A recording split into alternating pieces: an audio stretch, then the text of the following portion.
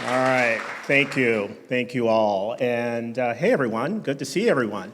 I have a round of thank yous. I want to thank Tony and my Seattle Foundation colleagues for their support in launching Civic Commons. I want to thank, where's David? David Wertheimer and his support when he was at the Bill and Melinda Gates for investing in the idea. I want to thank the team that pulled this together. So Randy, Amanda, Mary Grace, Nina, Kelsey, and a whole host of others that I'm just not going to be able to capture. So there's a lot. And most importantly, I want to thank each and every one of you. I mean, I've had the privilege for over 25 years of working in this town, in this region, and building relationships with almost everyone here. So the fact that you're here, wanting to learn more, but also take a step on this crazy journey, matters a lot to me. So this idea of Civic Commons has borne fruit over the past 20 plus years. Many learnings and observations, conversations, and I've been really fortunate to have a number of great jobs. When I first started, I started in the nonprofit sector working for an organization that provided training and technical assistance to community-based community development organizations across the state. And then I spent time in the public sector. I worked for one of my most, see it, I say it, I get a little jokey just thinking about him, but one of my greatest mentors, Dick McIver, was a council member at Seattle City Council. And then most recently, leading the team, the grant-making team, the community programs team at Seattle Foundation. These experiences, these opportunities gave me exposure to a variety of issues facing Seattle and King County. It gave me the opportunity to build relationships, authentic relationships with leaders in community, in the nonprofit community, in the philanthropic community, in the business community, in the public sector. It also gave me a deep understanding of the structural and institutional challenges embedded in the issues we were working to solve. So I've had a really interesting vantage point in terms of seeing this region and seeing this region change. There's the Seattle region that has experienced incredible economic growth, an explosive housing market, being able to import talent from across the world, and increasing levels of opportunity. But not for everyone. There's a region that has some real threats to our quality of life. It's a region where inequities are getting worse. It's a region that is displacing at a significant level communities of color and low-income communities. It's a region with increasing wealth and income inequality. It's a region with housing affordability challenges. It's a region that continues to have persistent health disparities. We've already experienced tremendous economic and social loss as we continue to leave many of our fellow residents behind. We're at a tipping point, and we don't have a lot of time left to course correct. The clock is ticking. We have to do something different. The context in which we operate is making it challenging for us to make inroads in solving our problems. Caesar noted many of them. I'm just going to follow on to him, but right now our traditional decision-making structure is top-down, and it doesn't generate lasting solutions to any of the problems that we're facing in the region. We've become very, very comfortable towards getting outputs and not outcomes. Income, race, geography are still factors in determining who gets to participate in those decision-making conversations. And most importantly, the sectors, government, public sector, or private sector, philanthropy, community, nonprofits, we're siloed, we're fragmented, we aren't working together. And as a result, it's causing a failure for us collectively to frame problems with a common understanding and then align our assets for real solutions. I'm concerned about the future. My besties in the room know the love that I have for my 6-year-old. He's a great kid. He's a first grader at Genesee Hill in West Seattle. And his experience growing up is much different than mine. He lives in a great neighborhood, easy access to high-quality schools, walking distance to parks and open space. His social economic class gives him incredible privilege and opportunity. And at 6, he's a much better athlete than I ever was. But as parents, one of the things we aspire to do is to create a better life and the conditions for a better life for our kids. But with all that affluence and access to opportunity, there are things I have no control over that will impact his health and well-being. We all know the challenges of being an African-American man in this country and in this region. His life expectancy could be shorter than that of a low-income white person. And research shows that he could lag behind economically and earn less in adulthood than white boys with similar economic backgrounds. As his dad, I don't want him left behind. But there are other things that I'm concerned about that will affect his well-being. I'm as concerned as I'm sure many of you as to whether or not he will be able to afford to live in this region, or whether he wants to live in this region, or if he'll feel that he belongs in this region. So then as his dad, I can't accept that. But it's not solely about my kid. It's about his friends and his friends' friends. It's about kids in Federal Way and Skyway, Shoreline, Snoqualmie Valley. We can and must do better. But what does better look like? It looks like this. It's a region that actually values the voice, the knowledge, and experience of everyone. It's a region that is truly committed to racial and economic justice for everyone. It's a region that includes more people in decision-making, especially those who know best how to better their lives and strengthen their communities. It's a region where everyone feels like they belong and they believe they can succeed. It's a region of shared prosperity. So now's the time. If we don't act now, let's just wrap it up. I'm not ready to wrap it up. But if we don't act now, individuals, households, and communities will be completely displaced, and economic prosperity will be lost for many of our fellow residents.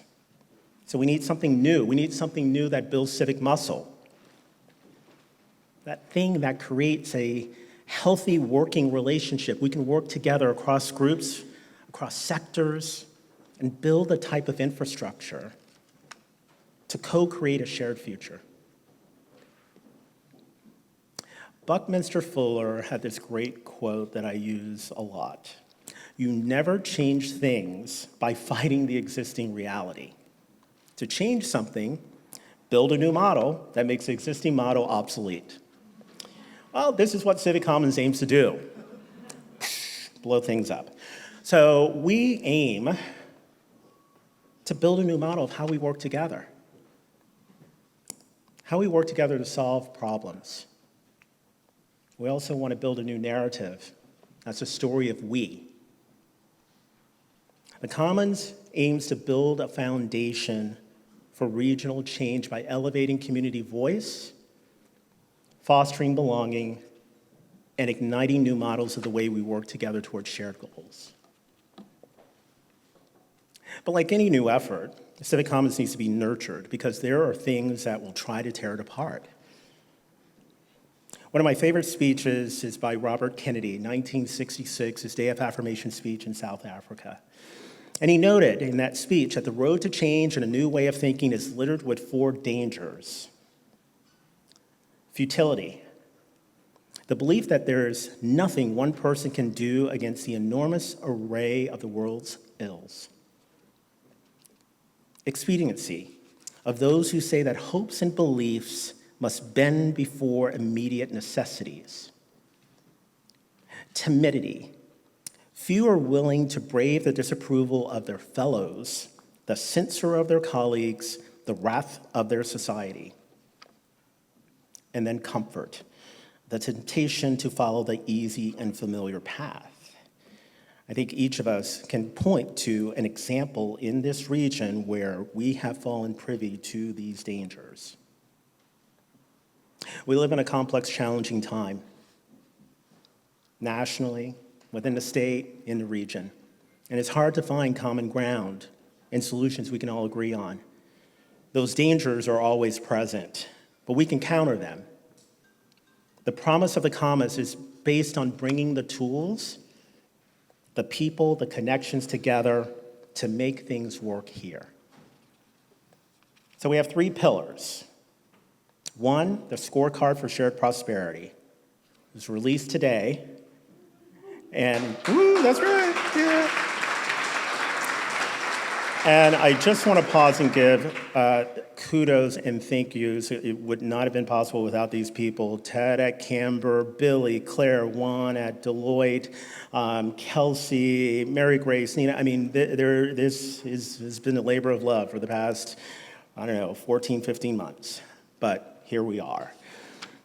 The scorecard for shared prosperity is a new tool in our region to measure and consider the idea of prosperity, built upon research from the Brookings Institution and the Urban Institute.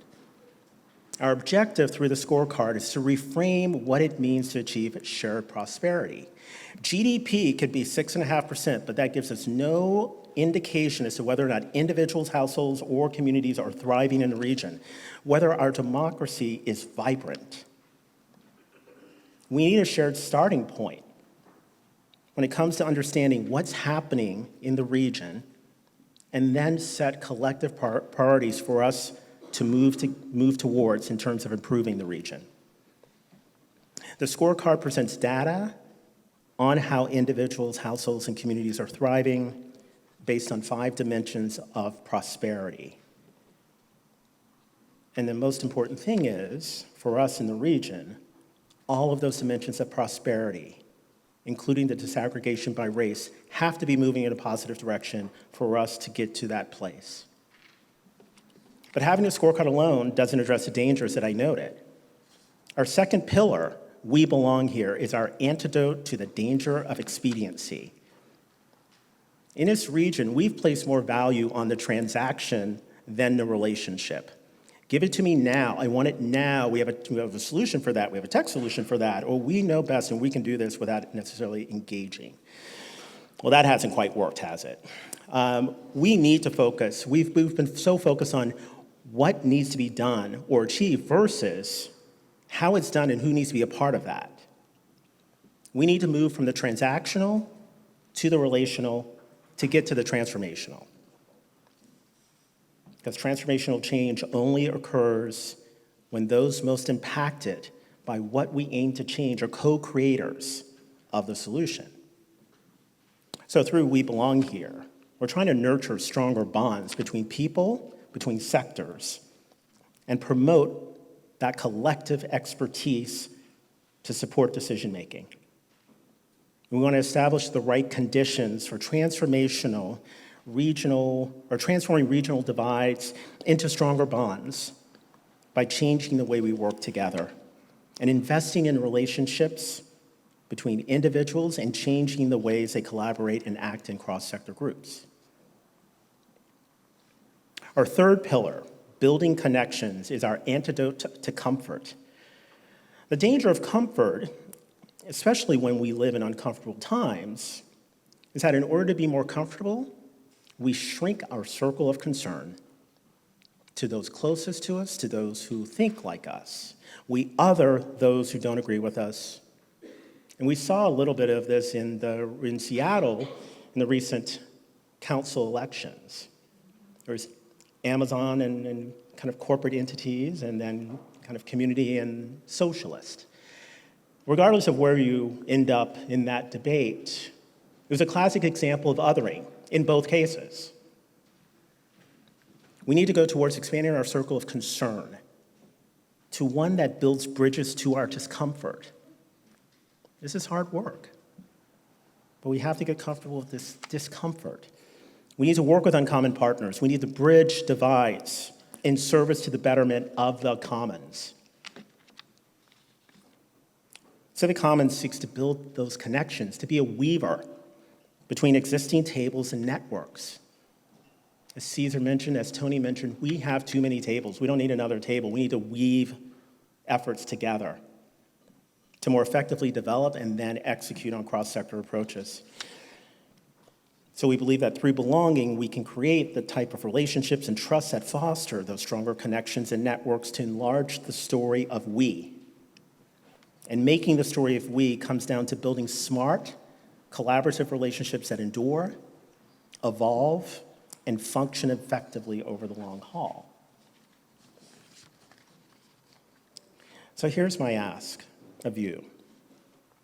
I'm asking you to join us in creating a movement that addresses the dangers of futility, expediency, of comfort, and timidity. A movement that values the stewardship of the common good. In my past role as Vice President of Programs at Seattle Foundation, my team knows this. My comfort with ambiguity was really high. Kind of knew the end result, knew what I had in terms of resources, whether it's financial or human or just knowledge. But that path in terms of how we get there, it's like, I don't know, we'll figure it out. I think about this work very similarly. Hopefully what I've given you tonight is the intro to a book. I know what the ending is, and I think the ending is the same ending that you all want. It's a healthy, thriving, inclusive community that works for all. Now, it's the content of the book that requires all of you to lean in.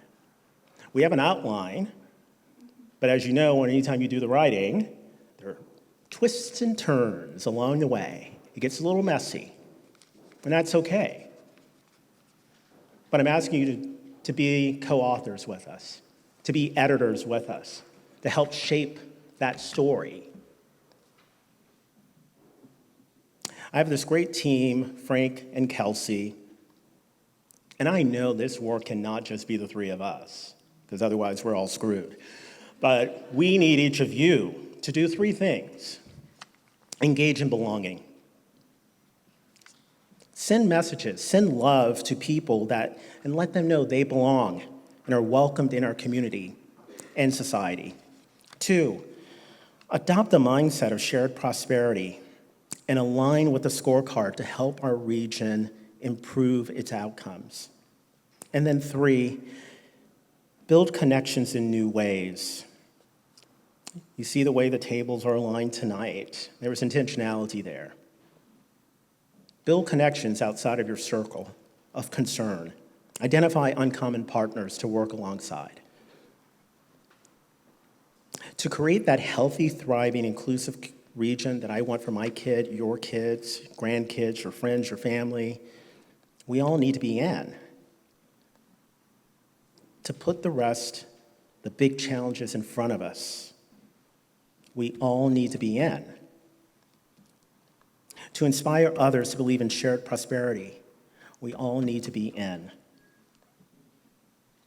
So my ask of you tonight, my request of you tonight, is to be all in. Thank you.